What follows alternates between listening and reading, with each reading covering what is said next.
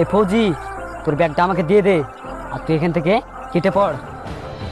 কে তুই? তোকে কেন আবার ব্যাগ দিব? কে আমি দেখতে পাচ্ছিস না? আমি হলাম আতঙ্কবাদী। তোর ব্যাগটা আমাকে ভালো ভালো দিয়ে দে। না, আমি আমার ব্যাগ দিব না। এই ব্যাগে আমার মায়ের ওষুধ আছে। আমাকে তাড়াতাড়ি বাড়ি যেতে হবে, না হলে আমার মা মারা যেতে পারে। তোর মা মারা যাবে তো আমার কি? ভালোই ভালোই বলছি, ব্যাগটা আমাকে দিয়ে দে। না, আমার জীবন বেঁচে থাকতে আমি এই ব্যাগ দিব না। দিবি না? তাহলে মর। দাঁড়া দাঁড়া, গুলি মারিস না, আমি দিচ্ছি। আপনারা ইন্ডিয়ান আর্মি, আপনার কাছ থেকে ব্যাগ নিয়ে চলে গেল আর আপনি কিছুই করতে পারলেন না। ওই ব্যাগটা আমার ছিল না।